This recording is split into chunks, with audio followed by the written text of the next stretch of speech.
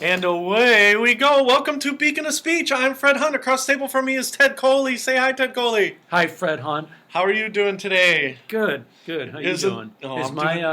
Is my name still up on your window? Yes, my daughters taunt Ted Coley, and so they took a marker and they wrote his name up in the window. It says, "Hi, Ted Coley." It's still up there, right? Yeah, it's still up there. I don't clean.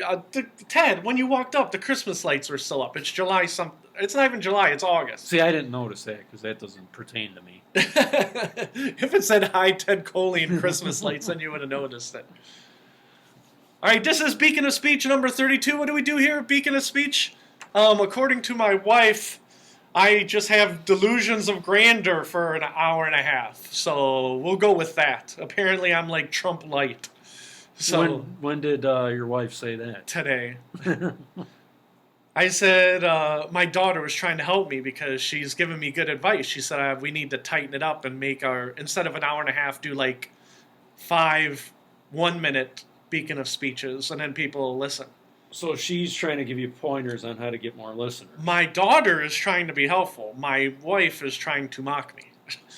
So on that happy note, let's start right from the beginning. Everything old is new. Everything new is old. Ted Coley, you are my classic rock expert. Is that correct? Well, I mean, we'll see. I have not downloaded, because I'm unemployed, I haven't downloaded anything all summer off of iTunes, okay? I probably know the most about classic rock out of anybody in this room. That's fair. That's me and you. But I'm on iTunes this week, and I'm making a wish list, and I literally got, I think, 30 songs on there that I want to download, right? And none of them, I don't think you've heard of any of them, okay? But that's not what I'm here to pick on you about. So I'm on iTunes, and I'm in the rock section, and I'm looking for things to download, right? And it has the top 20 songs downloaded this week on iTunes in rock. Now, if I turn on rock radio, do you know any new songs, Ted Coley? Probably not. Okay. Well, this is to show you how rock and roll is stale and needs to reinvent itself. These are the top 20 downloaded songs on iTunes. All you're going to tell me... This is classic rock, or is it... No. This is rock. Today's rock. Okay, this is current. This is current. This is what the young people are downloading on iTunes this week. But because you're my classic rock expert, you have to tell me if you've ever heard of the song or the band or either. Okay? This shows us how much rock and roll how much work they have to do. Okay? We're pretending like rock and roll is a corporation since they built themselves a Rock and Roll Hall of Fame. Okay? Number 1, and we're going to go 1 to 20, not 20 to 1, because if you get sick of this, we'll cut it off after 10. So this is the most downloaded. The most and you don't have iTunes. You don't download anything off the computer, right? Nope. So this is not for people like you. This is for the young people, right? This is not for you. Number 1, the name of the band is called Disturbed. Are you familiar with Disturbed? I think so. I mean, I think I've heard of them. They do the song Down with the Sickness about 10 years ago. I love that song, but I don't really like Disturbed. The name of the song is called The Sound of Silence. Have you ever heard of that song? Is it the Simon and Garfunkel Yeah, song? Simon and Garfunkel. It is? Yeah, it's the Simon and Garfunkel remake. Wow. It's the number 1 song in America today. Wow. What did they do, make it heavy? No, they made it lighter. They Really? stripped it down to nothing, and it's basically the lead singer Disturbed singing softly into the microphone. Hello, darkness, my old friend. Is it any good? No. Well, I mean, you probably don't like the original version. No, I don't like the original, and I don't like the remake more than I don't like the original. Now, the second one's a trick question. It's a song called Feel Invincible by Skrillex, okay? And the funny thing is, I wrote it out, and it auto-corrected to Skillet every time, okay? But remember, Skrillex was the number 2 downloaded song. They're a new rock band, okay? Now, I'm gonna circle this. Skrillex. Can you remember that? Skrillex? Skrillex, yeah. Number 3 is a band. Have you ever heard of Queen? Queen? Yeah. Yeah. Number 3 downloaded song, again, 2016, Bohemian Rhapsody.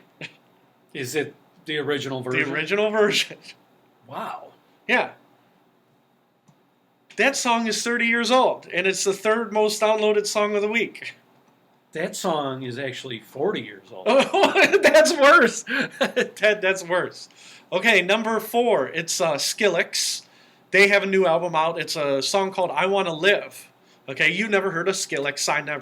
I'm not that familiar with Skrillex. Number 5, song called I Love Rock and Roll. Joan Jett? Joan Jett and the Blackhawks. Oh, man. Now, so far, out of the top 5 songs, you're familiar with 3 of them, right? Now, do you have any idea what's going on in the world of modern rock? No. No. But somehow you know 3 of the top 5 songs. Number 6, a song called Bored to Death by the band Blink-182. I've heard of them. You've heard of them. Number 7, Don't Stop Believin'. Fleetwood Mac? Journey. Oh, I wrote Don't Stop Believin'. Oh, okay. Don't Stop Thinking About Tomorrow. Okay. Yeah. Okay. Yeah, you're thinking of, Don't Stop Believin' by Journey. Number 8. Don't stop. Okay. Don't stop believing. Yeah, it makes me sick that I know that song. Number 8 is a band called Of Mice and Men. Song's called Real. So far, you just don't know Skrillex or Of Mice and Men, right? Right. Number 9. I read Of Mice and Men. Number 9 is the new Korn single, Rotting in Vain. You're familiar with Korn. Yeah, I mean, I've heard of them, but... Number 10 is Back from the Dead by Skrillex. That's 3? That's 3. Now, do you want to keep going? You want to go to 20, see how many more you know? Yeah. Number 11, Stars by Skrillex. Oh, my God. So now they have 4 of the top 11 songs. Everything else is basically classic rock. Do you like any of those? No, I don't know. I'm not familiar with Skrillex. Number 12, and this is where you'll get kicked out of it. You haven't heard of this, S.O.B. by Nathaniel Radcliffe. Number 13, Hotel California by? The Eagles. By the Eagles. Are you surprised by that? The number 13 most popular song in America was written in 1976? 50 years ago, and it's number 13 on iTunes. Yeah. And again, this is not classic rock. This is rock. Stuff that, like the Korn single. Even if you're not familiar with the Korn single, Korn. So these are single. The 20 most downloaded rock and roll songs On this week, yeah. This week. Wow. Yeah. Wow, that is really surprising. I would have never thought that. No. Number 14, a band that's called, and this is funny, because according to iTunes, the band is called The Sweet, and a song called Ballroom Blitz. I love that song. That's from 1973, and I don't think it's The Sweet. I think it's just Sweet. Yeah, I think you're right. Number 15, you've never heard of it. It's a band called I Prevail, song called Scars. Next song, Sweet Child of Mine. Oh, man. Guns N' Roses. Next one, Enter Sandman by Metallica. And Ted is just shaking his head. He cannot believe this. Next two. Well, I guess this really shouldn't be surprising. I mean, because these are just songs that people want to hear. You know what I mean? This is like... But of all the classic rock songs, how did they become the most popular? Yeah. Like, let's just use Bohemian Rhapsody. How do people say, we want to hear Bohemian Rhapsody as opposed to We Are the Champions? Yeah. You see what I'm saying? Well, I mean, at least Bohemian Rhapsody and Hotel California, those are good songs. Oh, yeah. I mean, yeah. I don't know. It's still surprising. So number 18, Undefeated by Skrillex. Number 19, The Resistance by Skrillex, which brings us to 1, 2, 3, 4, 5 top 20 songs by them. Okay? And number 20 is Here I Go Again by Whitesnake. Man. Yeah.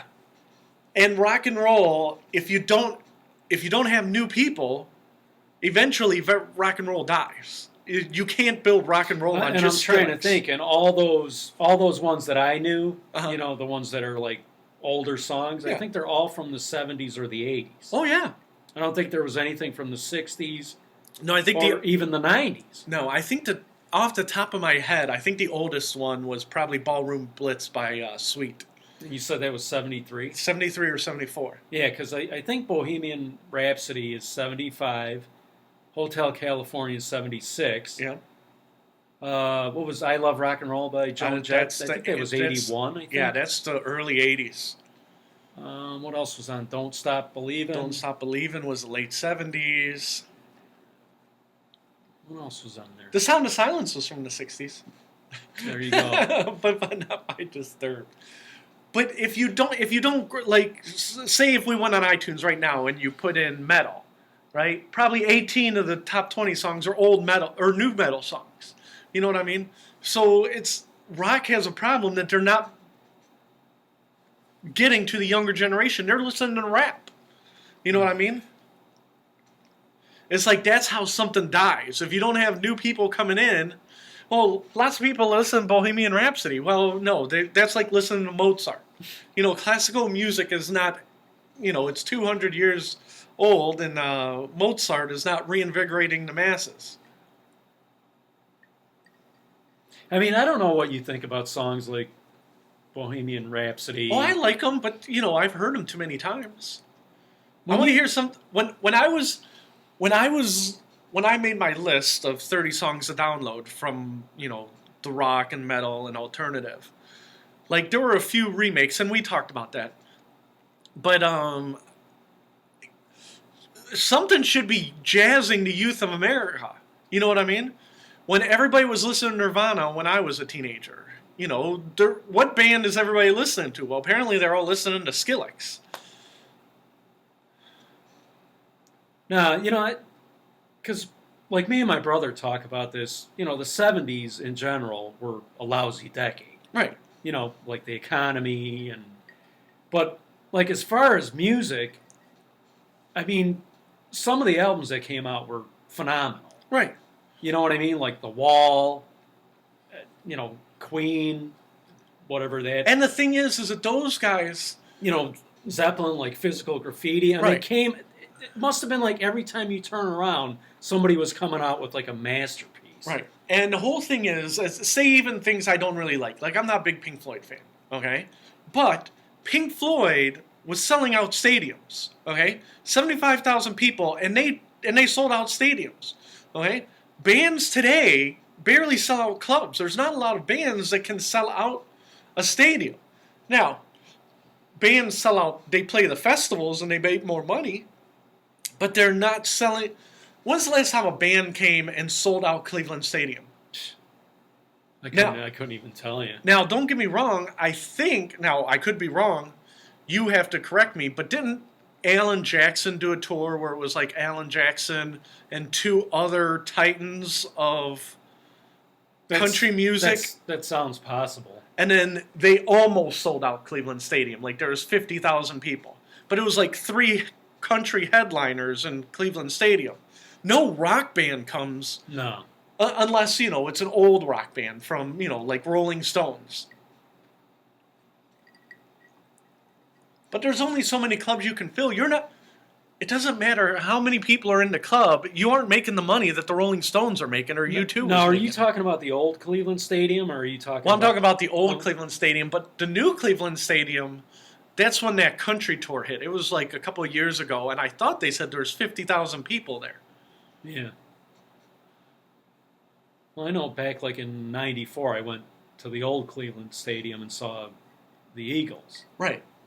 And I assume that was sold out. Oh, yeah. So talking about classic rock, do you want to talk about the next thing on my itinerary? Sure. Now, in the 70s, you just got done saying how they were all making a ton of money. Selling out stadiums. Yeah. How much money did Frank Zappa make?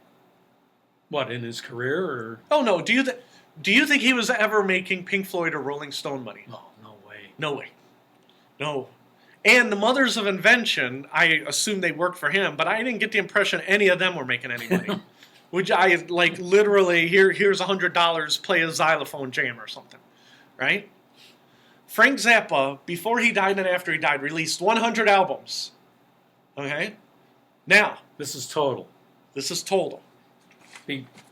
During his life and After in the he died. afterlife. In the afterlife and during his life. 100 albums. 100 albums. Out of those 100 albums, were any of those singles on our top 20 list? No. No. Do you know anybody, whether it's young people, people in the middle, who are going out and buying new Frank Zappa albums? I haven't talked to him in many years, but the drummer in my band probably is.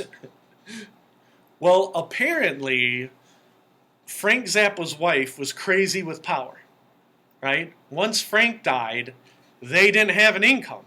Their income was the Zappa Family Trust, and they would release these albums and make hundreds of dollars, right? So she just died of cancer, right? Oh, she did? Yeah, she just died of cancer. Because I just watched, maybe a few weeks ago, on PBS, they had something about her because somebody bought like a painting that Frank Zappa did, and they wanted to find out if it was worth something, and they actually showed it to her. Right. She just died? She just died a couple months ago. Maybe that's why they had that on. maybe they repeated it. But the point is, after Frank Zappa died, money was not pouring in. They could not retire. They could not live off of the Frank Zappa vaults. Okay? So she managed his legacy and tried to squeeze every red cent out of his image, out of his vaults, out of everything. Everything that had Zappa, you had to go through her in order to, make your money. So she died, and she was mad at two of her kids.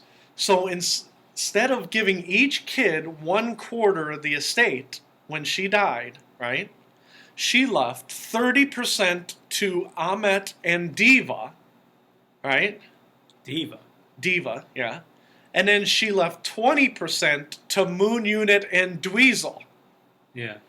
So what happened is the two who got the 60% are now in control, and the reason the mom did it is she said Moon Unit and Dweezil were more artistic, but Ahmet and Diva, they were more business oriented, so she gave them the larger percentage to manage Frank's money. Right? All the money that's pouring into the Zappa Family Trust. So, all summer long, I've been reading articles about how Ahmet is mad at Dweezil, Dweezil's mad at Ahmet, Moon Unit is mad at Ahmet, Diva's mad at Moon Unit, right? Because the parents have split it up 4 ways even. She said, I'm going to give the business-oriented kids more of the money, and supposedly, the reason this comes up is Dweezil Zappa, right? I learned about him from my friend Brent Walla. He would always play the music of Frank Zappa. After Frank Zappa died, he would go out and play Zappa playing Zappa, and Dweezil was bringing the music of Frank Zappa to the masses, which is cool, right? That's cool that he honored his father's legacy. Well, even Frank wasn't able to do that. Yeah, because he was dead. Well, no, I mean, even when he was alive, he couldn't bring it to the masses. Well, yeah, that's true, too. So, Dweezil brought it to the masses, right? Well, supposedly the lawyers for Ahmet and Diva said that they wanted royalties from Dweezil playing his father's music. And as messed up as your family is, as messed up as my family is, I'm not saying they're messed up, I'm just saying our laundry is not getting aired in the pages of Rolling Stone magazine every 2 to 3 weeks. You see what I'm saying? I mean, couldn't you just avoid like so many problems just by giving them each 25%? Yes. You know what I mean? Yes. But the mother, they said that the mother she was business oriented. She was business.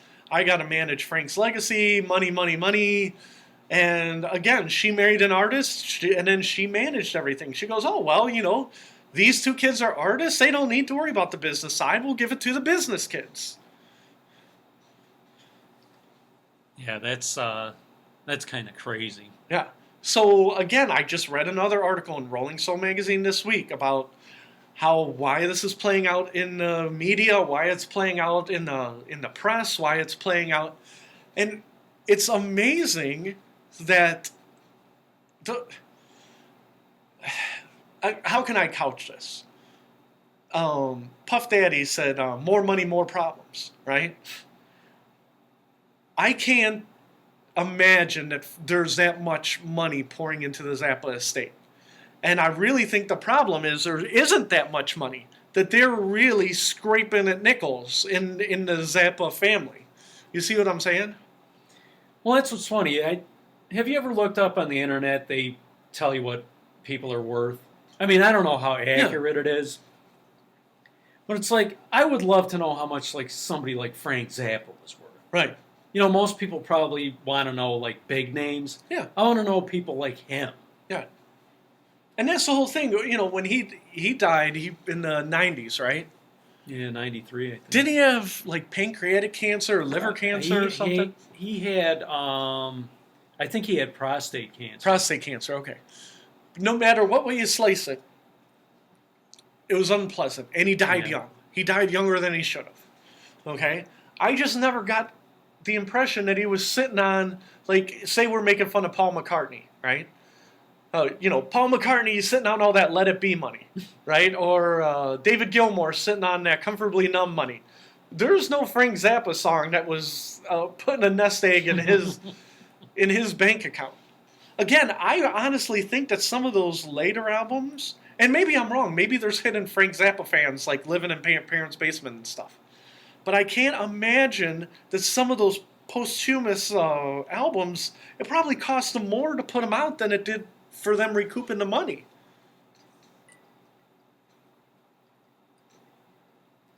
Yeah, I just wondered, you know, what do you think he was worth? Maybe a couple million or something? Or... I think maybe when he died, he was worth a couple million. Yeah.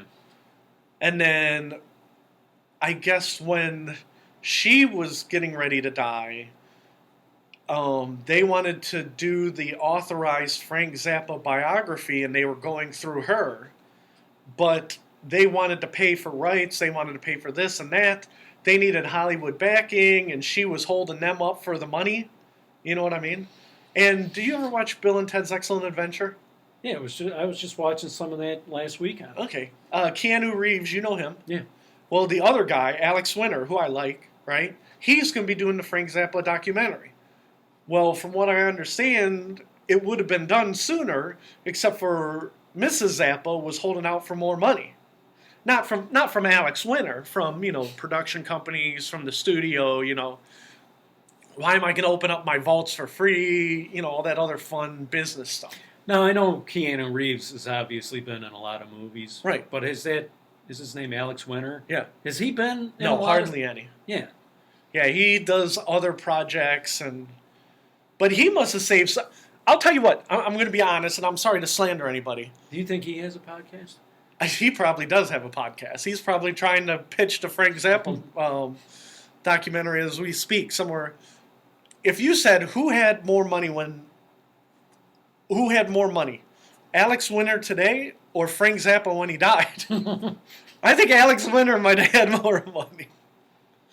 Because that guy, he seemed like even though he was a goofball, from the few interviews I seen of him, he seemed like a normal guy. Like he probably put his money in the bank. And he owned Alex Winter. No. And he probably, you know, like, I'm reading this article about the Moon Unit and Dweezil versus Ahmet versus Diva, right? And they're like, oh yeah, we remember when, you know, my mom and dad, you know, this groupie came and she followed Frank home and she wanted to live in the basement and he had to talk to the wife in the age of sex, drugs, and rock and roll, and he had to talk mom into letting the groupie stay downstairs, and they're like, oh, it was a different time. I'm like, yeah, I can't imagine any and Ted, you know married people, right? You know me, you know tons of married people.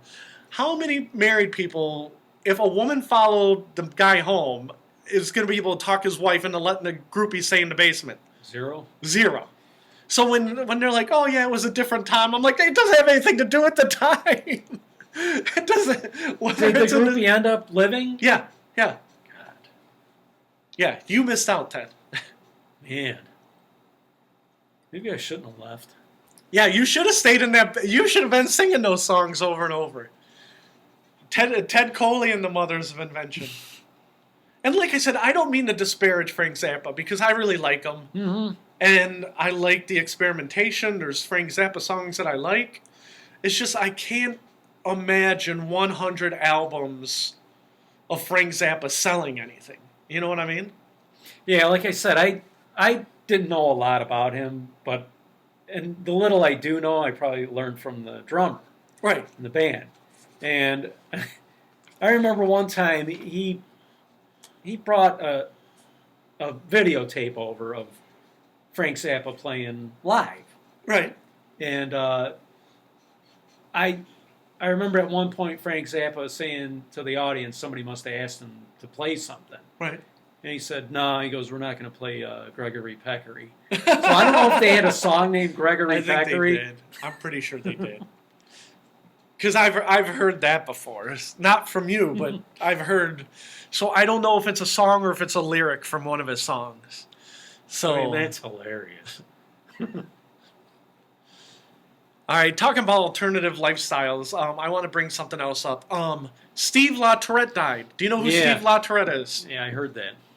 He was the congressman from the far east suburbs of Cleveland, Kirtland, Menor, Paynesville area. Now, Steve LaTourette, my understanding, he was a Republican, Yes. and he was a happily married man, and he was a lawyer. He got into politics because he was a public defender, and he felt like he could change the world, which is very noble. He was a lawyer. Oh, somebody's ringing the doorbell. Who's ringing the doorbell? Well, we better pause. We might have to pause. Let me pause. All right, are we back? Yes. What we did is we paused it because somebody rang the doorbell. I know who it was, and it was the neighbor boy. Our dog thinks the neighbor boy is the devil. Have you ever heard Kevin bark so much in your life? No, man, he No. was losing his mind. Yeah. So anyhow, Steve LaTourette, he was a moderate Republican from the Far East Side, and everything I had heard about him was very noble. He was very popular. He got, he was getting reelected in landslides, 80-20, right? And then all of a sudden, it came out, it was a big story on all the local news stories, on all the local news channels, that Steve LaTourette was working 24/7. Do you see where this is going, Ted? Oh, wait, I think you might have told me something about this before. Yeah, Steve LaTourette told his wife and his 4 kids in Ohio he was working 24/7, and he had a secret mistress in Washington while he was on the, on the floor saying family values. He was starting his own family with the lobbyist. It hit all the stations, and all of a sudden, Steve LaTourette wasn't a great guy anymore. He was still getting reelected. But then he was just like, not by as big a margin, right? And then people are like, oh, Steve LaTourette's a scumbag, and then Steve LaTourette was like, you know what, the media sucks. All they do is crucify you. All they do is nitpick. Right? Yeah. So again, from what I understood, he was a really good guy, and he was a really good thing. But once that scandal hit, he was angry. He's like, why can't you leave me alone? Why can't you just let me live my life? Well, you're the one who was voted in there to do your values. Now, was he one of those guys who would preach about family? Yes, but he was a moderate Republican. He wasn't far-right Republican. But Now, when did this scandal break? I mean, roughly. I think it was around the year 2000. Okay. And then after so it that, was relatively early in his career. And then after that, things were more confrontational. And then when he retired, he was like, yeah, I'm tired of all the bickering and stuff. And the problem wasn't the bickering. Like the person for Cleveland.com, it was funny. You could tell that she had an agenda. She was like, oh, well, you know what? He voted against anti-gay legislation before he voted for the anti-gay legislation. Well, it's like, Well, but I'm sure he probably voted on 200 different topics. Why did you single out that legislation? And then a whole bunch of people wrote comments on Cleveland.com that said, yeah, why are you singling out specific votes to fit your agenda on Cleveland.com, which is a fair criticism. But you could turn around and say, well, Fred, why are you making fun of, him cheating on his wife and 4 kids? You see what I'm saying? But it wasn't that he cheated. It was that he was preaching family values, and then he went. And again, this is Ted's biggest pet peeve in life. He was telling his wife he was working 24/7. You don't understand how busy I am, honey. These guys in Washington, they make me have sleepovers in the Senate, or sleepovers in the House. Just like Tiger Woods. Tiger Woods would be like, he's cheating on his wife. He's cheating on his wife with, literally 10 different girls, and he's telling his wife that he's spending until 2 a.m. hitting balls. That's the difference. Now, you said Steve LaTourette had 4 kids? 4 kids, yeah. Now, will his estate be divided up the same way as Frank Zappa's? Hopefully. Now, everything I understand, the wife was bitter, but I don't think she was bitter at her kids. I think she was bitter at Steve LaTourette. But again, in the article, it said, he was friends with Dennis Kucinich. I'm like, that doesn't make me that makes me like him less. You're a Republican and you're friends with Dennis Kucinich? And, it always goes back to, things are more contentious now. Ronald Reagan and Tip O'Neill were friends back in the day. And it's like, well, the whole premise is people in the old days, they would do what they'd say during the day, and then they'd all go and drink martinis at night. Right? Nowadays, everybody's talking out of both sides of their mouth, like Steve. I had to cover the microphone. And then when people call them on it, they're like, quit picking on me. The media's picking on me. Talking on both sides of their ass. Yeah. So, again, you don't hear me bash on Bill Clinton every time I get on here. Bill Clinton, he had an affair, and he was not the family values candidate. You know what I mean? He barely brought up family values. He's like, and, he wasn't up there being a total hypocrite. Now, people will say, that's fine that he had an affair and he shouldn't have done it, but he literally wasn't up there pounding his fist on the table saying family values, family value. Have you ever heard Bill Clinton say the word family values in your life? No, I don't think so. No. As a matter of fact, Hillary Clinton wrote a book, and I read it online today. It said it takes a village to raise a child. Yeah, because they were too busy to raise their own kids. I never heard them say family values. Now, once in a while, they throw it in, but that's not what they were known for.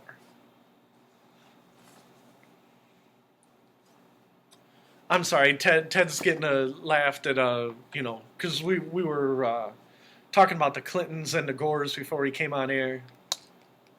Yeah, but I did hear about Steve LaTourette. Yeah. I think it was yesterday or... But again, and I'm in the wrong too, Ted, don't get me wrong. Steve LaTourette's obituary should say Steve LaTourette, right?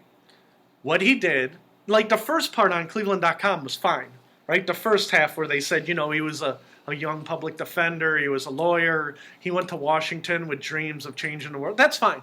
But then the second part, when they were throwing in Cleveland.com's opinion of which votes he should or shouldn't have done, just report the news. Yeah. Not your, again, liberal bias on their part. Mm-hmm. Now, you could turn around and say, well, I had liberal bias by saying that he was a family values guy and then he cheated on his wife. That's fine, but that's not what he ran on family values. Again, if you want to bang women all day long, just don't go up and say family values. Just go up there and say, I'm against tariffs to Mexico and Canada. There's a lot of other things you can talk about. And then they ask you about family values. You're like, yeah, family values. Like Clinton did.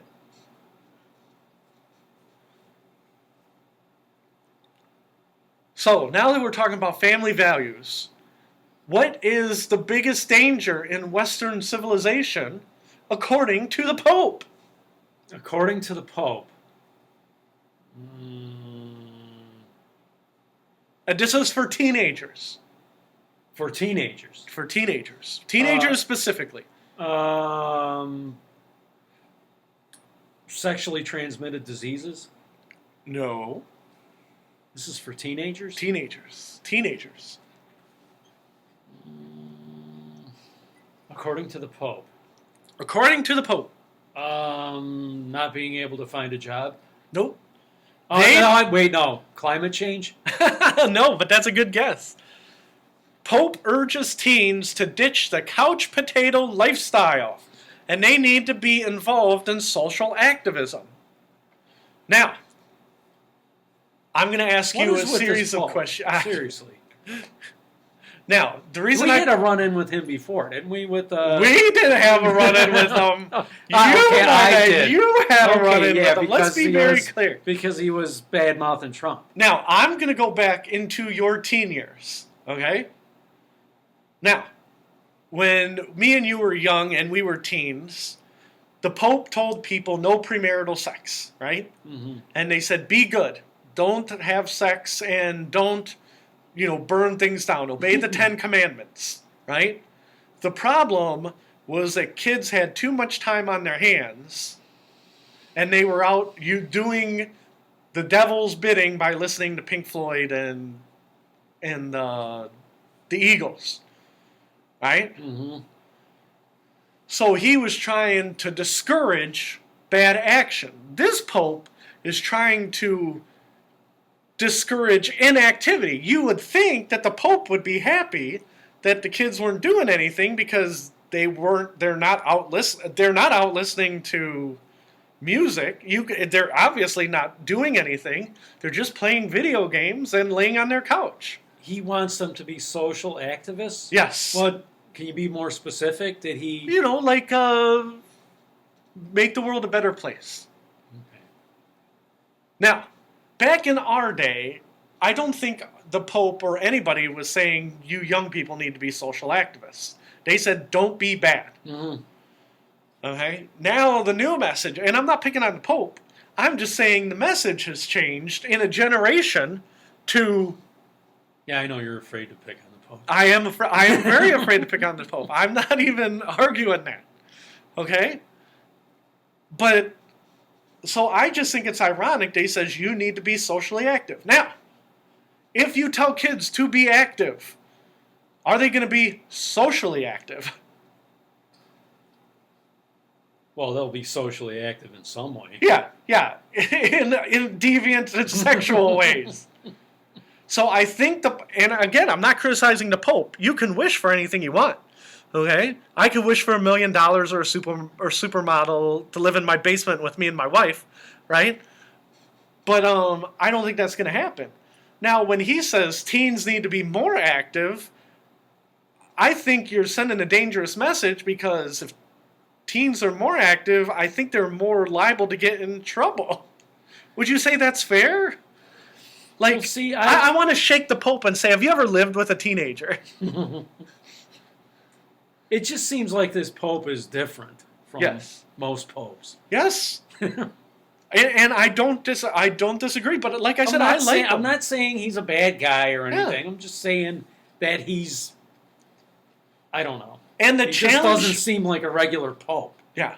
And the challenge don't get me wrong, the challenge to kids to be socially responsible and, to spread the good word, that's fine. I just don't know that many kids. I think it's safer them being inactive than them being active. So the Pope is, in your opinion, kind of stirring up a hornet's nest. I think he's stirring up a hornet's nest, but not on purpose. I think he's like, oh, we got all these kids sitting around playing Minecraft. If they weren't playing Minecraft, they could be out spreading the gospel of Jesus Christ. Well, guess what, Pope? If the kids aren't playing Minecraft, then they're out banging the 14-year-old neighbor. You see what I'm saying? I think it's the parent in me who says, you need to pick your poison. Do you want your 14-year-old to be playing Minecraft or getting into trouble somewhere in the neighbor's basement? So the Pope might be kind of naive. That's exactly what I'm getting at.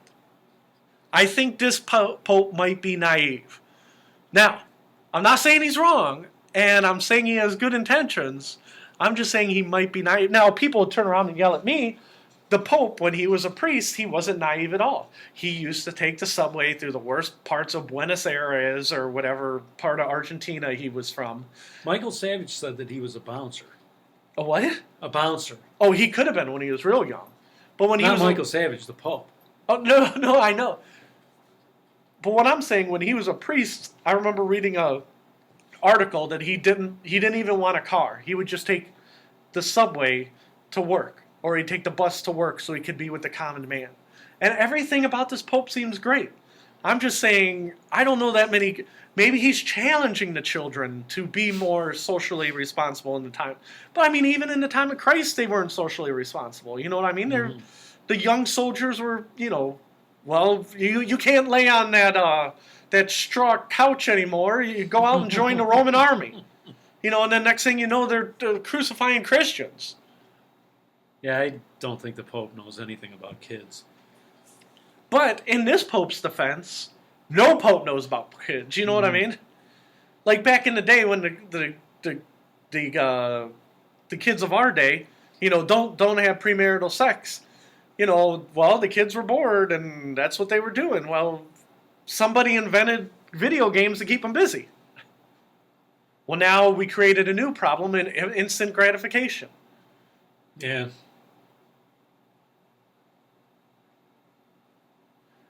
And then the Pope would be like, well, if you spend time with your kids, and I'll be like, oh, now I feel bad because I didn't spend enough time with my kids. I feel bad because me and my kids were playing video games today.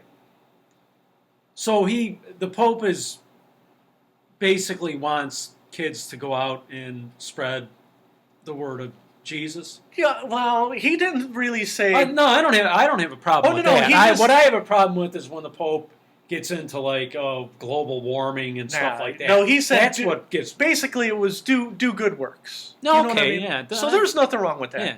I'm just saying it's not going to happen. But no, it's not. I can barely get my kid to go to PSR. She was arguing with me this week that she wasn't going anymore. So I'm like, okay, well, you're going. So again, that's great. Don't forget, though, the Pope adopted that refugee family. So maybe he does know. Maybe you remember, the Pope said... He adopted a family? Yeah, he didn't adopt them. He said the people should welcome the refugees from Syria. Mm-hmm. And he goes, I'm going to be the first one to do it. I'm going to host a refugee family from Syria in the Vatican. So I think it's parents and 2 kids. Right? They're actually living there? Supposedly they're living at the Vatican City. Wow. So he puts up or shuts up. Yeah, I can't complain about that. So maybe the problem is the Pope has never lived in a house with a family today, or in his life until today. And now he's like, look, these refugee kids are 13 years old. They could be spreading the word of God instead of sitting playing video games on the Vatican City Wi-Fi system. You see what I'm saying? So maybe that's the problem. Maybe he is talking as a parent. Mm-hmm. The problem is he's not the parent. He's the grandparent. You know what I mean? All grandparents want their kids to go out and, well, why aren't you doing piano lessons? Or it's a Syrian family? I believe it's a Syrian family, yes. How many kids? I believe it's two parents and 2 kids. Okay. And I could be wrong. I just know he said that I will be the first to bring a family into my house, and I would like you to, welcome the Syrians into your communities too, which is what you should be doing if you're the Pope. He played it perfect. Okay? Now, I'm not as good as the Pope. I did not welcome any Syrians into my neighborhood. In my defense, no Syrians have moved into my neighborhood. But if they were to come into my neighborhood, I would not scorn them and throw rocks at them. I would do the minimum. I would be laying on my couch, being a couch potato, not harassing the family from Syria. Okay? In the old days, 30 years ago, the teenagers would be so bored they would probably go down and throw toilet paper and rocks at the Syrian family. Today, I tell my kids, you leave that Syrian family alone and you play video games. Yeah, kids have more options now. Oh, yeah. Yeah, way more options. I mean, it's not that kids are better than that now. They Oh, just have other things going on. Yeah. Like when we were young, we would probably, like you said, we would probably throw rocks at those kids. Yeah. Not because we were any worse than the kids now, but because we didn't have anything to do. Yeah. Yeah, because I was talking to my kids. When I was a kid, I hung out with the bad kids because that's who lived by us, right? And I don't know if I told you a story on Beacon of Speech. If I did, I apologize. Okay? But one of our neighbors, we were playing football. And my one friend, Matt, okay? He goes, you ever get tired of just playing football? I said, no, football's fun. Let's keep playing. He goes, no, give me the football. I want to play a different game. And I was afraid he was going to throw it at me or play, smear the queer or something like that. He takes the football. He walks up under the transformer in our neighborhood, takes the football, throws it as hard as he can, hits the transformer, right? Doesn't do anything, right? And I said, what are you doing? He goes, you ever just want to play, like, catch something on fire? And I go, Transformer is that thing that sort of looks like a garbage can. Yeah. And then my friend Brent, he grabbed it. He missed the transformer, right? And I said, I don't think we should do this. Well, if we really do catch it on fire, we'll get in trouble. And they're like, shut up, you big puss, right? And then I didn't go home and tell anybody. I just sat there. And I'm like, well, when you guys are done throwing it at the transformer, we'll go back and play football.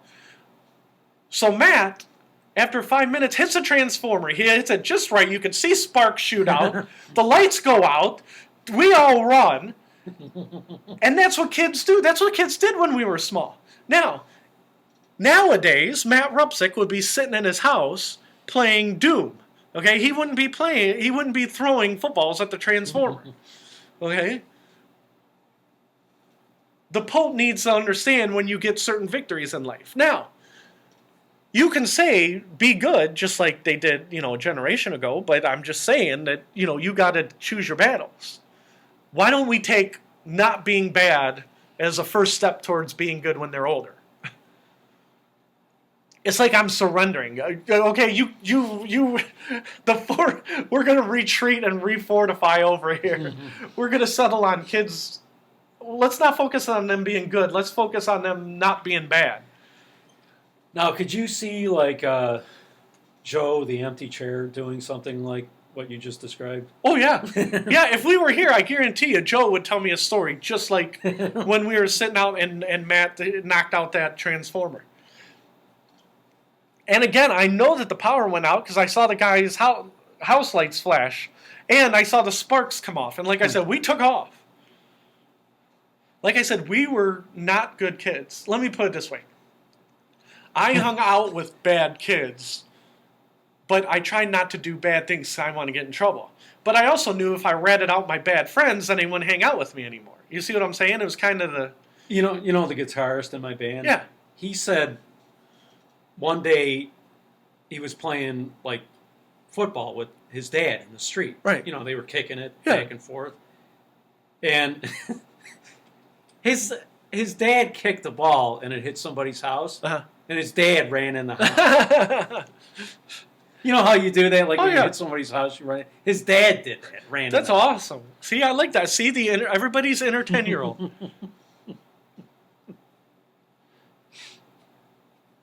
All right. You know how I bitch about every time there's a remake? I bitch about it. I went last weekend and actually saw a movie. Fred, you have no money whatsoever. How did I go see a movie? Snuck in. We had 2-for-1 coupons if you'd go during the week. And so what we did is the four of us went, and then we paid 2 separate people, so it was like buy 2, get 2 free. So it wasn't too bad. We went to go see the Lady Ghostbusters. Oh, boy, how was it? It was good. See, I don't want to hear that. Well, no. Well, there's an asterisk. Okay? Let's pretend the original Ghostbusters was never made. Pretend like Ghostbusters 2 was never made. Okay? It was a good movie. Okay? Now, the original Ghostbusters was made. Okay? We can't change time. Was it as good as the original Ghostbusters? Hell no. No. And it didn't have anything to do with guys versus girls. It was just a little more magic. Okay? It was funnier, the whole shebang. Okay? The kids thought it was good, but not great. You know what I mean? None of my kids fell in love with Ghostbusters after Was they the watched story it. pretty much the same? Yeah. Yeah. And all the living Ghostbusters all made cameos. So, me with my kids, oh, look, there's Annie Potts, there's Sigourney Weaver, there's Bill Murray. Bill Murray got killed in the remake, which was funny. Right? Oh, really? Yeah. But it wasn't his character. It was they all made cameos as different characters, like the original Ghostbusters didn't exist. So if you put it on its Was Rick Moranis, did he make a cameo? no Rick Moranis. Yeah. Was he like one of the only ones who... Yeah, he didn't. But Dan Aykroyd did. Annie Potts, Sigourney Weaver, Bill Murray, and I want to say somebody else. Ernie Hudson? Ernie Hudson was the other one. Ernie Hudson was the last cameo. He basically, as the credits were rolling, he came out and started yelling at his niece. Oh, I don't want to spoil. But, yeah, Ernie Hudson made the last... Yeah, so Ernie Hudson would have been 5. So, and I like Ernie Hudson. Mm-hmm. You know why? Because he was in The Crow, and he was excellent. I just saw him on something, and he's got a cool voice. Yeah, he does. I like Ernie Hudson a lot. I don't know why he wasn't more popular. I almost said wasn't more Hudson. But the point of my story is that why couldn't you have made a movie with those people but not called it Ghostbusters? You know what I mean? Yeah. Why did you have to rebrand it Ghostbusters? You could have put in a parallel universe. You could have, done so many different things with it. But you're like, no. If we put the Ghostbusters name on it, we'll be fine. Yeah, I mean, it's nothing against them. Yeah. I just don't, in general, like remakes. Right. And that's the other thing. Last Sunday night, I was watching Match Game. Okay. Did I tell you about the 3 game shows on ABC? No, I mean, I've seen, on my own stuff about that, but I don't think you talked about it. At 8 o'clock, they have Family Feud with Steve Harvey. Yeah. And it's all right. But again, why are you still doing this? Because everything's compared to Richard Dawson, right? It was better than, didn't Louis Anderson do it? Yeah, I think so. Yeah. Oh, well, so we're on the roller coaster. Way up here is Richard Dawson. Way down here is Louis Anderson. This He is was on horrible. ABC? Yeah, on ABC. Way down here is Louis Anderson. He's horrible. Right in the middle, right, is Steve Harvey. Well, Steve Harvey's better than Louis Anderson. But why are you still doing this? You know what I mean? Then at 9 o'clock was the $20,000 pyramid, $10,000 pyramid. They redid it with Michael Strahan, and that is horrible. Michael Strahan, I liked him when he played football, and now I think I hate him because I'm sick of him. How many things is he on? He's on everything. And then at 10 o'clock was Match Game, right? Alec Baldwin? Match Game with Alec Baldwin, and I didn't want to like it, okay, because I loved the original Match Game. I used to watch reruns when it was on the Game Show Network. That's how much I liked it, right? What Match Game? Who was the original? Gene Rayburn? Gene Rayburn. Okay. And I loved, the whole panel. I loved when Richard Dawson was on the panel. I loved when Charles Nelson Riley was up on it. I loved the whole thing, right? Well, I turned it on just to hate it, so I could bitch about it on the show, right? But believe it or not, I liked it. Alec Baldwin is funny. He's light on his feet. The guests that they had were good. They had Jason Alexander from Seinfeld. They had the guy from Kimmy Schmidt. I can't remember his name. Titus Andromedon. But they had a bunch of good guests on there. And they were joking around with David Alan Grier, made it look like he was drinking during the show. Now, I don't know if he was because of FCC rules, but on the original Batch Game, it seemed like they were drinking, didn't it? Yeah. So, and they would get up, and one of the contestants was pregnant, and she's like, I gotta get up and walk around. And she's just walking around. It had the no holds bar vibe of Match Game, and it was the closest thing to a remake that I've really liked in a long time. But nobody was clamoring for it. I never read, I wish they could do Match Game. You know what I mean? Who are these people clamoring for it? And if they put it on at 10 o'clock Saturday night or 10 o'clock Friday night, how many people are really watching at that time? You see what I'm saying? What is the motivation for dusting off Match Game? Well, Fred, what's the motivation for anything? What day is this on?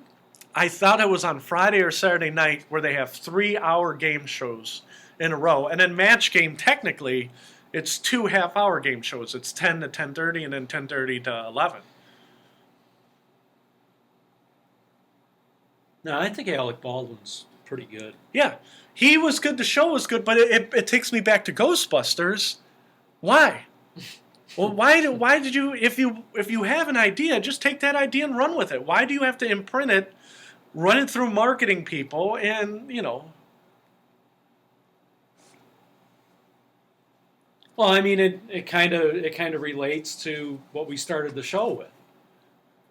Top 20 songs, half of them are old. Yeah. Half of them are 30 or 40 years old. And again, I don't think iTunes came out as a platform so old people could re-download their 2 or 3 favorite singles. It was supposed to be the hip, the young. You don't see old people on, downloading songs on the iTunes commercial. It's always young people, hip people. I got a stud through my nose, and music matters, and all that. Well, actually, that's a Pandora commercial, but it's the same thing with iTunes. They're not showing your retired grandpa, 62, and he's like, oh, I lost my Led Zeppelin album, so I'm going to re-download Physical Graffiti on iTunes. That's not how the commercial goes.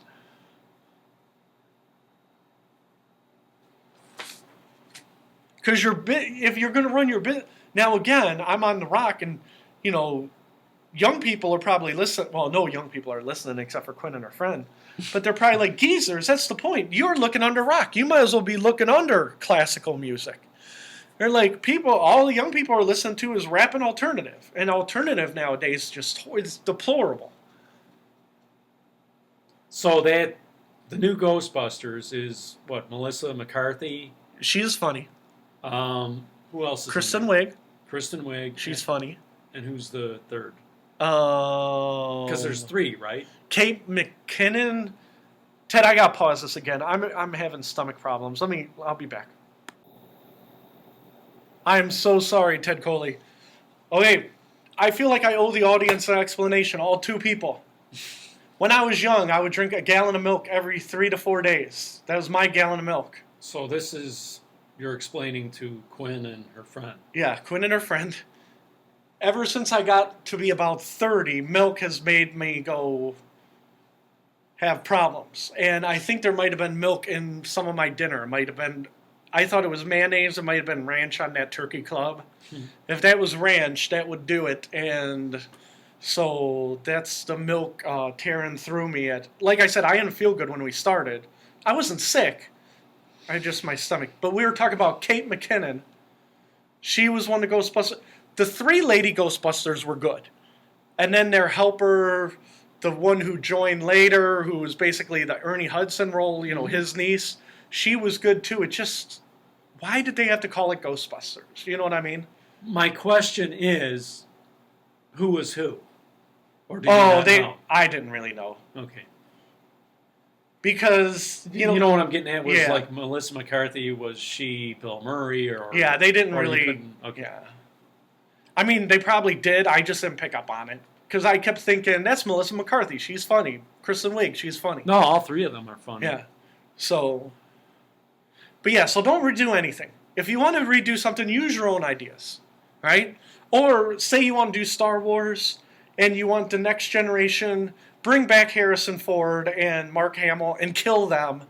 And then give it to a new bunch of kids and say that's the new generation of Star Wars. Don't reinvent the universe, because there was no real Ghostbusters. You know what I mean?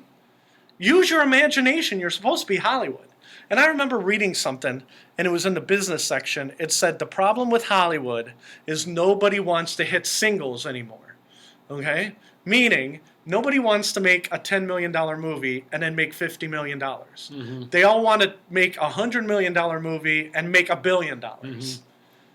And they spent $125 million on that Ghostbusters, which I would have never known. Oh, wow. And you know how much money it made as of this taping? 30 million? $125 million. Now.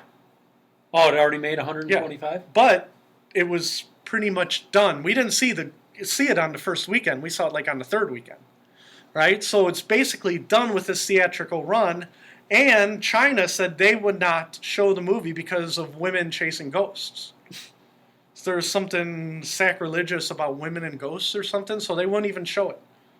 So they're not going to make the money in the foreign markets. Would it be sacrilegious if men were chasing ghosts? Apparently not, because the first Ghostbusters made a crap load of money. Now, the first Ghostbusters, I think they made it for like $30 million, and it made like $300 million, right? So when the studio executives green-lighted it for $100, they were probably hoping for between $500 million and $1 billion. But it wasn't that good. It was not earth-shattering. I watched it. I said, that was a good movie. But if I didn't get it at literally 50% off, and I'm sorry we used that extra buy one, get one free ticket, we wouldn't have seen it. You know what I mean? If there was a dollar cinema, we would have waited till it was there. So, yeah. But yeah, just come up with new creative ideas. Well, they would be like, well, we talked to the marketing department, and we said we and I was bitching about. It's probably too much of a risk for them to come up with something new. Yes, that is. That's why it all goes back to the branding. Right. And me and you talked about this when 10 Cloverfield Lane came out. I love the original horror movie Cloverfield. There was a movie called The Bunker, right? And nobody would sign on to it. There were no stars on it. There was no names attached to it. But some people believed in The Bunker. They thought it would make a good movie. And they said, well, we know how studios work. They rebranded it 10 Cloverfield Lane, and they said it was a non-traditional sequel to Cloverfield. And then it got made, and it made a boatload of money. You know what I mean? So that's the corporate thing that you're dealing with these days. Well, whatever happened to making a nice movie? Fred, there's no money in making a nice movie, but we're here to hit home runs. Talking about home runs, that's going to segue us into our next topic. Our team that we adopted, the teams I adopt are always horrible. The teams that Ted adopts are always awesome. Ted Coley, you're losing your touch. The Cleveland Indians are now, as of this morning, 3 games up over Detroit in the standings. But they were 7 games up just a week or two ago. I don't know. Their lead is dwindling. For some reason, they can't beat the crappy Minnesota Twins. Mm-hmm. What is going on with the Cleveland Indians? I don't know. It probably has something to do with your relation with Minnesota. No, like I said, I keep seeing that they whittle it down. I see the guy from the Milwaukee Brewers. We tried to trade for him. He said he didn't want to come to Cleveland. You saw that, right? No. So he wants to stay in Milwaukee. No, here's the story. I don't remember his name because he pissed me off. But then when I read today on Fox Sports Channel or whatever, his rationale was actually good. Our catcher is out for the season, Yan Gomes. He was injured, right? He is? Yeah. What happened to him? He dislocated a shoulder, twisted an elbow or something. He's out. We traded the Milwaukee Brewers, our top catching prospect, who's like in single A, for their starting catcher because we want to go to the World Series this year, right? And we love Yan Gomes, but Yan Gomes is hurt. Mm-hmm. The guy had a no-trade clause in his contract, and we assumed that since we were in first place and the Brewers suck, he would say, sure, I want to win a World Series. Wouldn't you think most athletes want to win? Yeah. Right? Well, this athlete from the Milwaukee Brewers said, well, I will come if you guarantee when Jan Gomes comes back, I'm still the starting catcher. And the Indians go, well, we can't guarantee you that. And he goes, I'll pass. And the Indians are like, what? And he goes, okay, I'll tell you what. I will accept the trade. And again, this is the gall of the guy. He goes, I will accept the trade if after the season I get to be a free agent. And they're like, well, why would we make the trade only for a couple months? And they said, well, that's my thing. If you don't make me a free agent, I'm not coming. And so the Indians called his, because would you do that? Would you cancel the rest of his contract? So the Indians said no, and the Brewers were pissed, and they said, we're still going to trade you. And he goes, well, I'm not going to Cleveland. And they said, okay. 2 days later, Texas Rangers said, we want your catcher. And the guy said, well, am I going to be your starting catcher? And the Rangers said, yep. And they said, I accept your trade. Well, Texas is pretty good, too. Though, Yeah, right? Texas is good, too. They said there's a chance that we'll see him in the playoffs. Good. And again, but when the guy explained it, he said, I didn't want to be the backup catcher next year. I want to be the starting catcher. But you would think that your competitive spirit would say, no matter what, I want to win the World Series, and I'm not going to do it with the Brewers. Either that, or how about if you want to be the starting catcher, how about coming here and then doing such a good job that they have to make you the starter? Oh, no, that wasn't in his thought process. And he said, in the article, he says, yeah, I'm talking to my agent, and, my agent's like, yeah, it's just not a good spot for you. And it's like, you know what? I'm going to sound like my grandpa, but, maybe I just don't want to watch baseball. You know what I mean? And again, I understand why he did it, but you would think you're getting traded from a crappy team in the National League to a really good team in the American League. You'd be like, yeah, it's not a lateral transition. You know what I mean? Mm-hmm. And again, if you're that good and we don't have Jan Gomes, you're like, holy cow, if I lead them to a World Series, maybe they'll trade Jan Gomes. Mm-hmm. You know what I mean? So, but they're still in first place, and I don't mean to pick on you about the Indians, right? I'm just saying they're still in first. They're 3 games up. It's just one of the wheels on the wagon is getting a little wobbly. And we traded the Yankees some prospects for their closer. Was it their closer or their setup guy? That I don't know. Is that Miller? Yeah. I don't know what he was. Was he the closer? He was either the closer and he's going to be our setup guy, or he was their setup guy and he's going to be our closer. I forget how it was. But other than that, we really didn't get anything, right? So we're going down the stretch. Hopefully we don't have any more injuries. Well, I don't know. I mean, I really shouldn't be shaking my head after the Cavs. I mean, After the Cavs, we're good for a few years. I mean, it would be nice if the Indians won. But since they're our team and, Ted is our good luck charm, not the bad luck charm that I am. So. Well, that was the only team I picked, right? Yeah. Yeah, but all my teams are doing horrible. And we stopped talking about them because they were so deplorable. Talking about sports, what starts today? The Olympics. The Rio Olympics. Technically, they started on Wednesday because they can't get all the events in. So, like women's soccer, the first event was Wednesday.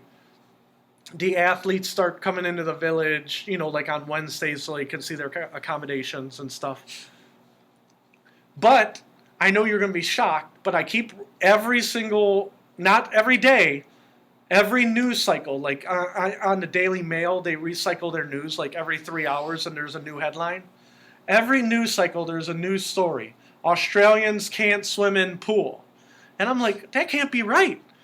The pool's not in the bay. It's an indoor pool. So they can't even get the indoor pools right. They got the pictures of the Russians with the shower head missing and just water pouring out of the wall. And then of course they got the Americans, right? The U.S. Olympic team, I think it was 2 Olympics ago, they got mobbed in the village. What's it called? The Olympic Village? So like the skier from Finland, right? was like, my whole goal is to get a picture with me, a selfie with me and Kobe Bryant. And they were getting mobbed by other athletes. So one of the complaints of our $100 million basketball players, again, why do I watch basketball? Right? It's the same thing as baseball. One of their complaints was the other athletes are bothering us in the Olympic Village. So I think it was 2 Olympics ago, the USA basketball, to make the athletes happy, they rented a cruise ship and they parked it in the port and they said, you and your spouse and your family get a room in the cruise ship. And then you're allowed to have one other family, a manager, a publicist, the guy from Nike, whoever, right? Now, did they have that Italian cruise guy as the captain? Hopefully not. But was he Italian? I think he was. But let's just say, and I don't know this for a fact, but let's use the number 10, okay? You're allowed to have 10 people on the cruise ship with you. And so all the players and all the coaches get 10 people. So altogether it was like 200, 250 people. Well, a cruise ship holds how many? A couple thousand? That's a lot of people. I mean, so each person could invite 10 people? Well, I don't know if it was 10, maybe it was 5, maybe it was 6, maybe it was 12. But they were allowed to have X amount of people in there. I'm almost to the point where I don't know. It's like I wouldn't even know 10 people to invite. But the point is that they got their own cruise ship, and then they get escorted from the cruise ship to the basketball venue, and then from the basketball venue back to the cruise ship. And they can come and go as they want, but if they don't want, they could just sit in their room. Because their kids are there, their, significant others there. They can go on the deck and they can go with the other basketball players. Not go with the riffraff like the Kenyan track team. You see what I'm saying? It's like, why even go there in the first place? Well, but that's the whole thing. It has to do with branding. Their agent, especially Kyrie Irving's agent, says, you want to beat China, so all these people who are watching the Chinese basketball team are watching Kyrie Irving. You see? So it's good for your brand. Kyrie Irving's like, I don't want to get hassled by the Kenyan track team. Right? And they go, okay, here's what we'll do. To sweeten the pot, besides paying you $100,000 or whatever, we're going to put you on your own cruise ship with your family, with maybe it's 4 guys, I don't know what it is. But the point is that it's not 1,000 people, and it's not strangers. So you're on the cruise ship. If you're Kyrie Irving, you're with Draymond Green, right? If you don't want to see Draymond Green, you don't have to see him. You just stay in your room. That is a nice gig. You don't even have to stay in the Olympic Village with the other. I don't want to stay with the Russians, the dirty Russians. I want to stay on my own cruise ship. Okay, we'll put you on your own cruise ship. That's how much they kowtow to the American athletes. And if I was from a country, pick any country, say I'm Greece, right? I'd be looking out across the Olympic Village and see the cruise ship and say, asshole Americans. That's what I know of America, is the people who don't even want to associate with us because they're on their yacht, their cruise ship out in the harbor, because they don't want me to take a selfie with them. It's like, whatever happened to being ambassadors of the game? No. We don't have any interest in being ambassadors of the game. We're here to work. I mean, if they don't want to mingle, why don't they just stay home? Because their agents want them to play, and American basketball wants to win the gold, so they keep saying, we're the best in basketball, come to the NBA. It's all corporate mumbo jumbo double speak. The athletes want to go to build their brand. I assume that cruise ship is in that bay, right? I think, but I don't know that for a fact. They're not that far away. But isn't that bay like dangerously polluted? Yeah, but I remember I read an article, again, almost all my sourcing on the bad stories are from the Daily Mail UK. They were interviewing a guy, he was a rower, and he said people are making so much crap up. He goes, none of these cities are clean. He goes, whether it's New York City, whether it's Paris, whether it's Tel Aviv. He goes, no matter what city it is, they're all filthy giant cities. And he goes, I remember being in Barcelona. You remember the Barcelona Yeah. Olympics? He goes, I remember being in my boat and I'm rowing. He was a rower. He goes, we're rowing through the bay, row, row, row. He goes, I look out to my left, there's a big giant dead cow rotting. I almost hit it with my oar. A cow? Yeah, a dead cow, and he said he almost hit it with his oar, and he said that was in Barcelona. He goes, every big city, he goes, it might be different in places like Lake Placid, which are up in the middle of nowhere, Lillehammer, Norway. He goes, but these big city Olympics, you have big city problems. You cannot clean the whole city. And he goes, that's the problem with having the Olympics in London or having the Olympics in Barcelona. He goes, big cities have big city problems. And even if you clean up 90% of this city, you're still going to have the dead cow in the bay. And he goes, so I don't care when you put me in Rio. He goes, it can't be worse than when I'm rowing, I'm trying to concentrate. I'm like, is that a dead cow as I'm going down there at 30 miles an hour? And he goes, so I'm sure there's lots of problems with Rio. You should have thought of that when you gave it to Rio. And he goes, you should have thought of the problems you're going to have when you gave it to Sochi. You should have thought of it. And then he gave his comment, and he was spot on, but he goes, you should have thought of that when these people bribed you, and you said, okay, that you're going to have logistical problems unless, you don't do it in certain spots. Yeah. But it was funny when he was making fun of Barcelona, Spain, because that was the first time I had heard that story, that the guy was rowing and he almost whacked a dead cow. Because you never heard that story, did you? No. I'm just wondering how a cow ends up in the water. Well, it's like any other. I was up in Detroit, for that wedding. It's 97 degrees, right? And believe it or not, even though I'm in suburban Detroit, they still have dirt roads all over the place. Like between main roads, like my road here, that would be a gravel road in suburban Detroit. And there's gravel roads all over the place. We're taking a gravel alley, and between my aunts and my cousin's house, there's literal, like, people just dump stuff along in the alley. A gravel alley in the grass, and then there's a sign, no dumping, and then people think it's funny, like me, and dump a couch there and, lean it up against the sign. That's how I used to be at Iron Mountain. They'd say, don't park here, and that's where I parked my van, because it was funny. Okay? It's the same thing in these big cities. If you have a big city Olympics, that's what's going to happen. Okay, we are really plowing through time. I haven't got through all the topics because we did a week and a half, and there was a whole. I tried to do a magazine every week, and then I fell out of the habit of it. The magazine we're doing this week is Wired. Okay, Wired magazine. It's a tech magazine, and this is from May of 2016, and it's the next giant leap.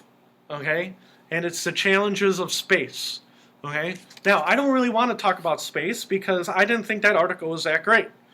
I had already heard that story. What I wanted to talk about, and again, it was an interesting magazine, but it was all tech stuff that I couldn't afford, so I skipped through it. It made me sad. Like this. This teaches you about, you can get this robot that'll kill starfish and it'll kill jellyfish. Well, I'm never going to be able to afford that, so I skipped right by it. Okay. I'm never going to be able to afford a jellyfish robot killer, okay? But I'm not saying it's not interesting, okay? But this is the most interesting thing, and it reminded me of the Olympics, okay? And Wired magazine literally has nothing to do with the Olympics, so apparently I'm just going by a stream of consciousness, okay? This is in Wired magazine. The cover is talking about sports exploration, right? Right here, bullet points. This is America's Deadly Gun Addiction by the numbers. Well, why is there an article about America's Deadly Gun Addiction in Wired magazine, especially in an article or in a magazine that's talking about space exploration? Okay, well, that's fine. We'll just take them at their word that it's just another thing in here. But I'm going to ask you some questions about guns, and we started off talking a lot about guns, and we backed off of it. But right here, I'm going to ask you some questions. Where does the U.S. rank among countries when it comes to gun deaths? Who is the number one in the world in gun deaths? Number one in the world. Yeah, not, and this is my hint. Not civilized nations in the whole world. Who dies the most by the gun? By the gun. By the gun. You live by the gun. You die by the gun. And my hint is Mexico. Oh, you are so good. You got my hint. Mexico is number 10. Oh, they're not number one. No, they're number 10. Number 1 is Colombia. Oh, okay. But if I would have given you 3 guesses, I guarantee you would have probably picked Colombia. Wow. Colombia 1, Venezuela 2, Brazil 4. Okay, where we're having the Olympics. Wow, it looks like South America is dominating. They're dominating. South America is 1, 2, 4, 6, 8, And 9. I assume that's all because of the drugs. Yeah. And Mexico, even Mexico, it's not. They're not fighting religious wars in Mexico. It's all drugs. And I think the reason that I picked Mexico was because a place like Colombia flashed in my mind, but I thought, well, Mexico probably has more people. Yeah. You know what I'm saying? Right. So even though, and again, we go back to, we talk about ISIS and we talk about all the attacks, which are horrible, but the gun deaths are in South and Central America. Central America, number 3, El Salvador, number 10, Mexico, number 13, Panama, right? Now, notice I have not named the United States. Okay? Where do you think the United States ranked if they're not in the top 10 in gun deaths? 26. Nope. Number 12, right behind Burundi. So, but the point of the article is, America has 10 gun deaths for every 100,000 people, which means 1 gun death per 10,000 people, which kind of sucks, right? Basically, Colombia, if I'm reading this right. Now, I have a question for you. Does that include suicides? Yes. It's all guns. It doesn't matter if you kill yourself or someone kills you. And then they say death by gun. About half of the deaths are suicide? Correct. And again, in Mexico, there is no ISIS. There is no gay, lesbian, transgender killings in Mexico, right? It's 99% drugs. So you can make the number say anything you want, but I mean, we're the only civilized nation in the top, we'll say Western nation. We're the only Western nation in the top, number 27 is Switzerland. So we'd be in the top 25. We're all by ourselves in the Western world. Now, what about a place like China? Well, let's see. Let's see if China's on here. They don't have all 200 countries. They just named some. China's not on the list. Again, it's according to the U.S. State Department. So China might not allow us to know. So for all we know, it could be 0 because nobody's allowed to have guns. Everybody's just, beaten to death. What about Russia? Russia's not on here either. I was surprised that they didn't have them on here. Because it goes down, Japan has 0. They said there were no gun deaths in Japan. Because nobody's allowed to have guns. The government can't have guns. You can't. Nobody can have guns. So Japan is last with 0 per 100,000 people. But then, percentage of people who are for gun rights, should there be limits on gun control, when using social media, was the number one thing that people say that why people should be allowed to have guns. Can you guess it? Why should people be allowed to have guns? Self-defense. Number one reason is because it's in the Second Amendment. Well, yeah. But they're talking about it like, if we could just get... just like we had said at a different webcast. Well, if we could just get rid of the Second Amendment, well, guess what? There's a way to get rid of the Second Amendment. We got rid of prohibition. Oh, but it's hard to get rid of the Second Amendment. Well, then I guess we don't get to do it. That's a lot of work. That's a lot of work. I got to go out on Friday night.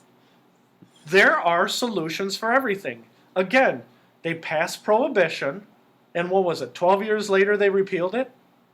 If you want guns to go away, there's a process to make guns go away. Well, it'll never work. Well, then maybe we shouldn't have repealed the Second Amendment. But they keep coming out with these stories about people keep talking about the Second Amendment. Yes, because it's in the Constitution. You know those people holding up their phones with copies of the Constitution to Trump? It's the same thing whenever they talk about gun control. And like I said, I don't like guns. I can't beat this into the ground enough. But then they show, who's got the strongest gun control laws and who's got the weakest and who's getting shot the most, right? Well, guess who has the highest rate of murders by gun and they have the weakest gun control laws? It's a trick question because it's per 100,000. What is it, us? Nope. Alaska. Because literally everybody up there has guns. And between suicide, they said Alaska has a really high suicide rate. People killing themselves or people shooting their neighbor over disputes. There is almost no urban crime in Alaska. Well, you can put the tightest gun control laws in Alaska. I don't think you're going to solve the problem of the crushing depression and isolation. So, again, you can make the numbers say anything you want. Funny, like you said, property disputes or stuff. It's like, doesn't everybody up there have like 5 acres? Yeah. It's like, what are you... You cut your tree down too close to us. But anyhow, I was just surprised. The reason I bring it up, and I shouldn't have brought it up, but Wired Magazine, the rest of it was all high-tech, cool stuff. And, they're talking about how ships are too slow. Yeah, I know. Gravity keeps the spaceships from going faster. Yeah, I know. It's a minefield up there because we got to go through the 10,000 satellites. Yeah, I know. Where are we? Well, yeah, I basically know that because I follow it. So even though the space exploration article was good and it's right up to the minute, like here's one of the problems with space exploration. Space turns your body into a bag of cancer because of the radiation, right? Well, yeah, I knew that. That's why you have to have a spacesuit. That's why you need the gold or copper-plated thing. So I'm like, yeah, I kind of know that. Maybe that's for people who aren't up to space as I am, but, if you get a chance, read the Wired magazine. Here's another article. It was Fast Forward. It was Visionaries, the guy who created Android. That was a fairly good article. And what was the other one that was in here? Because I'm going to give you the Wired magazine because I'm done with it. But like I said, if you get a chance, check out Wired. I think, this guy, Close Encounter, the enigmatic vision of Jeff Nichols, Hollywood's next blockbuster auteur, right? Well, he's the hot new director, Ted. And I read 2 paragraphs. I'm like, I don't care. And I made my own movie and I didn't care. So I'm going to hand you this. Check out Wired magazine. It was actually pretty good. We're running out of time. And I'm just going to go through the outline and see if there's anything else. We've got through Wired magazine. We did the Olympics. I think what we're going to do is push this to the next episode. And we always do a little bit of music. We started today with 20 minutes of music. Song of the day is a song called Phantom Lord by Metallica. Okay? Metallica came out with Phantom Lord on their original album, Kill 'Em All. That would have been 1983. And I knew it was Metallica, but I couldn't remember the year. I think 1983. Okay? Are you familiar with Metallica's Kill 'Em All? Yeah, a little bit. You should go home and listen to that. That's great. That's great metal right there. Okay? What I didn't realize is I was looking through the Anthrax back catalog, and they covered Phantom Lord for a Metallica tribute album. And for once, Anthrax did not screw it up. I'm sorry, not Metallica. Anthrax did an album of covers. You know, like I told you Ace Frehley did a couple weeks ago? Mm-hmm. Metallica did an album of covers, and I think it was called Worship Music. And it was horrible, okay? In the last 10 years, I have lost my faith that Anthrax had any brain cells left. That they had lost all their brain cells, they had all died, or they forgot how to play music, whatever analogy you want to use. That covers album was horrible, okay? When I heard Phantom Lord by Anthrax, I'm like, well, at least they got something right. So I give it to Anthrax. They recorded one good song on their last album, and they did a good job of covering Phantom Lord by Metallica in the last 10 years. So good job. I get Song of the Day, Phantom Lord by Anthrax, because apparently I don't know if I don't know what their problem is. But every time they do, you know how people always make news when they do something wrong? I'm going to start, every time Anthrax does something right, I'm going to bring it up on the radio show. And so far, if I have been doing Beacon of Speech, this will have been the second time they've done something right since the year 2000. So good job, Anthrax, for finally doing something right. Ted Coley, say goodnight. Good night, Ted Coley.